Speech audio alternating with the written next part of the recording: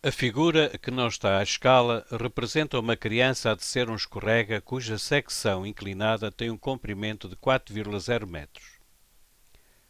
Considere que a criança desce o escorrega partindo do repouso e que a sua aceleração se mantém constante durante a descida.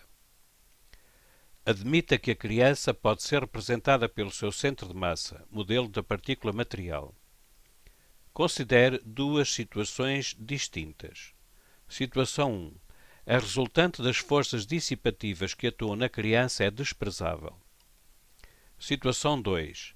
A resultante das forças dissipativas que atuam na criança não é desprezável.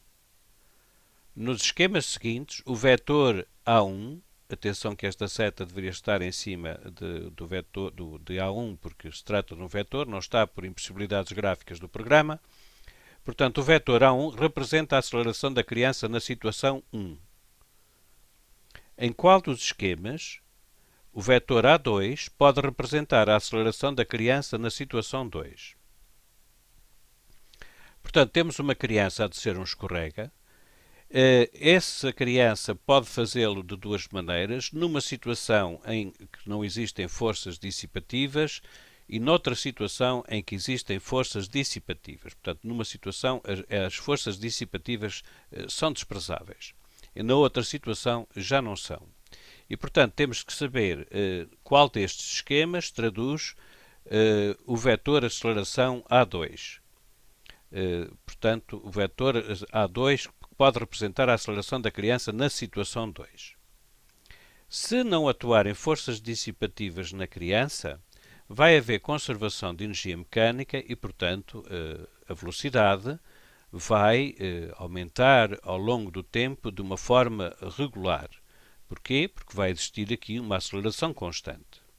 No entanto, no caso de não considerarmos desprezáveis as forças dissipativas, vai haver uma força que aponta em sentido contrário ao do movimento.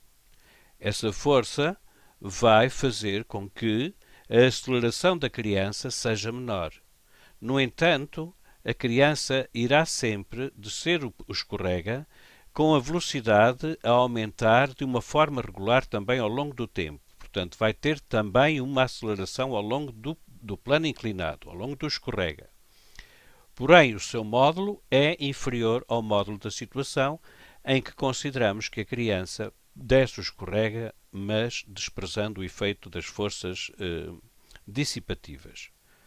Portanto, está garantido que o vetor aceleração A1 e o vetor aceleração A2 apontam ambos no mesmo sentido, mas tendendo a que as variações de velocidade são maiores para o mesmo intervalo de tempo na situação em que não há forças dissipativas em relação à situação em que há forças dissipativas, então o módulo do vetor aceleração A1 será maior que o módulo do vetor aceleração A2.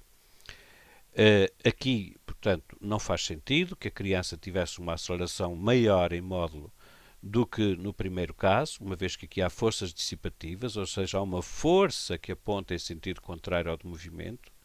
Pode pensar que é a força de atrito, ou, por exemplo, a força que a criança desenvolve com os pés contra as guardas do escorrega, que acabará por ser na mesma também uma força de atrito.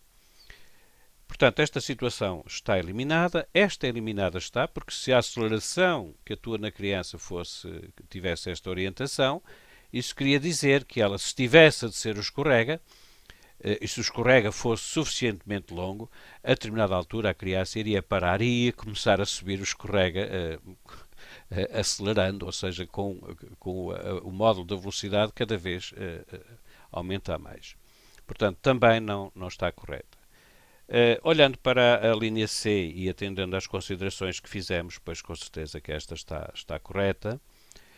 No entanto, vamos ver aqui também na linha D. Bom, a linha D também não faz sentido, uma vez que se a aceleração apontasse em sentido contrário ao do movimento da criança e se o escorrega fosse suficientemente longo, ela a determinada altura começaria a subir o escorrega e, portanto, é pura e simplesmente contraditório.